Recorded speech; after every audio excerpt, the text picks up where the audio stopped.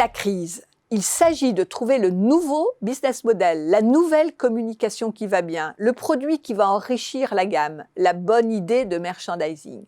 Bref, il s'agit de renouveler son offre et même de se réinventer, car ce qui fonctionnait bien en période de beau temps est mis à mal par la crise.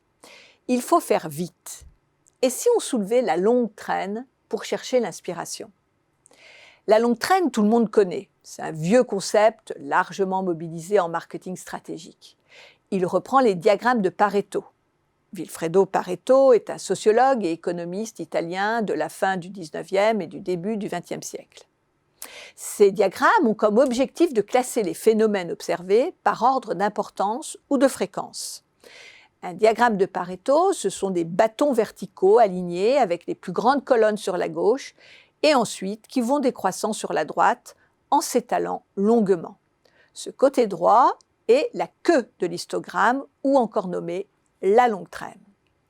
Les diagrammes de Pareto montrent sans faillir que de très nombreux phénomènes observés obéissent à la loi des 20-80, c'est-à-dire que 20% des causes produisent 80% des effets. 20% des clients d'un magasin font 80% des achats, 20% des produits en rayon représentent 80% des ventes, 20% des entreprises d'un secteur représentent 80% de l'activité, etc., etc. On peut alors en conclure, surtout par temps de crise, qu'il vaut mieux se concentrer sur les 20% essentiels pour supprimer les 80% beaucoup moins intéressants. C'est rationnel. On gagne de l'énergie, de la place, on réduit le coût des stocks et des invendus, bien sûr. Mais ce n'est pas sans risque. Une librairie qui ne vendrait que des best-sellers perdrait vite sa clientèle, qui certes achète in fine ses ouvrages, mais vient pour se balader dans les rayons, feuilleter des livres plus ardus et passer un bon moment. Le problème se corse avec le commerce électronique. En effet, un chercheur américain, Chris Anderson, a montré que dans l'univers numérique, la loi des 20-80 était remise en cause. Il constate que, comme la multiplication des productions et le stockage des produits sont quasi illimités, l'offre est extrêmement vaste pour le consommateur, avec une longue traîne qui s'allonge à l'infini.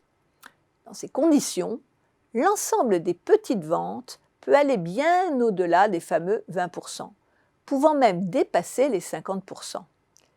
Les produits de fond de catalogue se vendent peu en achat unique, mais toutes ces ventes réunies dépassent le chiffre d'affaires des produits les plus recherchés.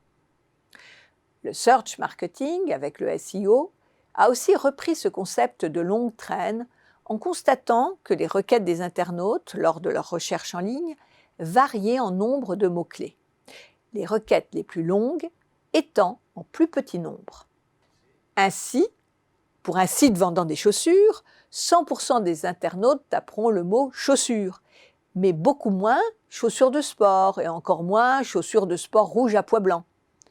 En revanche, ceux qui tapent les plus longues requêtes sont beaucoup plus engagés dans leur achat et présentent une probabilité d'acheter plus forte. Ils expriment aussi des besoins que vous ne pourrez peut-être pas satisfaire. Ces constats ouvrent des perspectives réjouissantes en temps de crise et suggèrent d'aller explorer cette fameuse longue traîne. Comment ? En allant regarder ce que font les offreurs de cette longue traîne. Ils ne sont pas dans la tête de peloton, mais ont certainement des pratiques, des solutions intéressantes et originales à regarder. En cherchant à mieux comprendre les attentes de ces prospects qui ont un besoin bien précis en tête et qui ne trouvent peut-être pas la solution recherchée chez vous. On peut considérer qu'il y a dans cette longue traîne des pépites en matière d'innovation, de qualité, d'originalité.